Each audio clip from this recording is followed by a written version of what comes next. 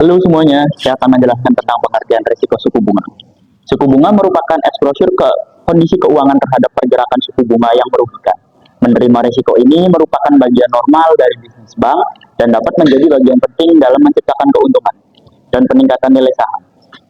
Perubahan suku bunga berakibat pada perubahan pendapatan bunga, baik itu bunga bersih di tingkat pendapatan serta biaya operasional yang sensitif terhadap perubahan suku bunga tersebut. Perubahan tingkat suku bunga juga berdampak pada nilai instrumen aset kewajiban dan off balance sheet karena nilai sekarang dan arus kas masa depan akan berubah. Karakteristik risiko suku bunga. Yang pertama, risiko perubahan pendapatan. Risiko ini berkaitan dengan fluktuasi pendapatan bersih, yaitu hasil investasi dikurangi biaya.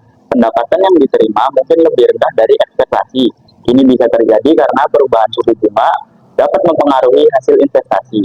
Misalnya, pada obligasi atau deposito. Ilustrasinya, bayangkan Anda menanamkan modal 100 juta dalam deposito berjangka 1 tahun.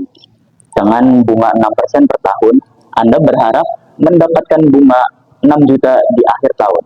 Namun, jika bank menurunkan suku bunga tersebut menjadi 4% di tengah tahun karena kebijakan moneter, pendapatan bunga Anda akan berkurang menjadi 4 juta. Selisih 2 juta tersebut merupakan kerugian akibat risiko perubahan pendapatan.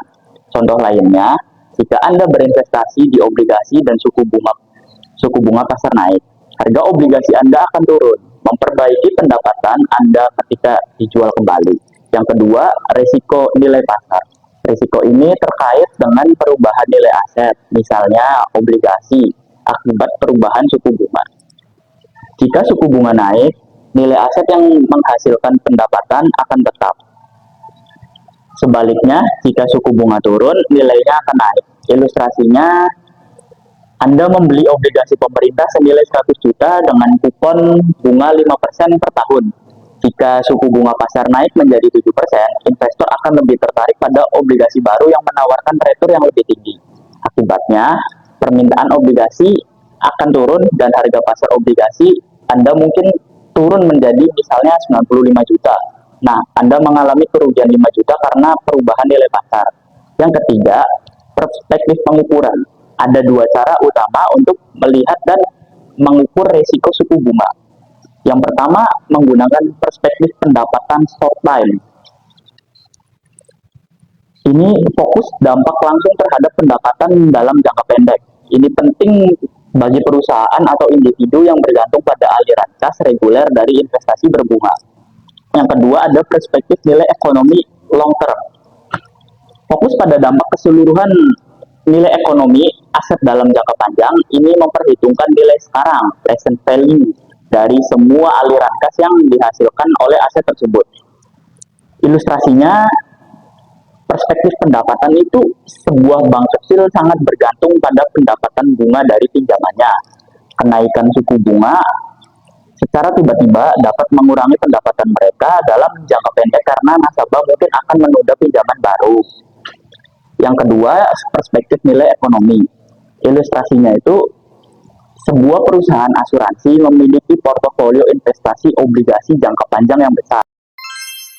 Oke, selanjutnya itu ada jenis-jenis risiko suku bunga. Ada 4 yang akan saya jelaskan di sini. Yang pertama yaitu risiko repricing, di mana terjadi karena ketidaksesuaian jangka waktu penyesuaian suku bunga antara aset dan juga kewajiban.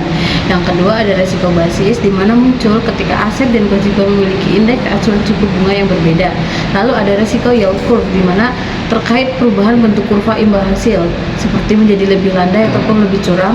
Lalu yang terakhir ada risiko opsi, yaitu timbul dari adanya hak opsi pada instrumen keuangan seperti pelunasan lebih awal atau prepayment yang dipengaruhi oleh perubahan suku bunga. Selanjutnya ada metode pengukuran risiko suku bunga. Ada 2 metode. Yang pertama yaitu metode jangka waktu atau metode gap model, digunakan dengan mengukur selisih jangka waktu aset dan juga kewajiban. Jika gap besar, risiko bunga juga meningkat. Lalu ada metode durasi atau durasi gap analysis, di mana menggunakan durasi untuk mengukur sensitivitas harga aset atau kewajiban terhadap perubahan suku bunga dengan mempertimbangkan nilai kini dari arus kas. Lalu ada dampak perubahan suku bunga terhadap lembaga keuangan.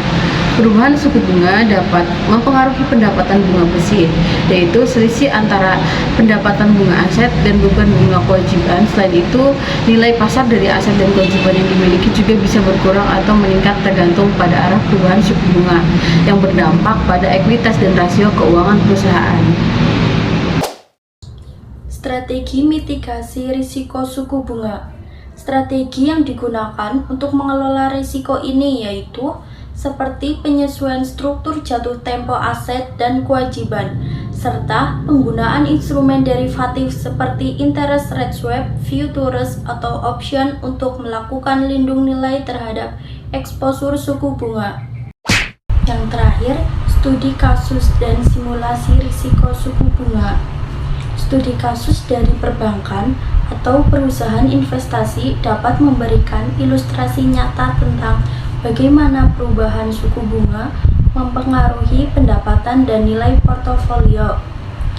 Simulasi juga dapat digunakan untuk menguji sensitivitas portofolio terhadap skenario perubahan suku bunga tertentu, sehingga manajemen dapat mengambil tindakan pencegahan yang tepat.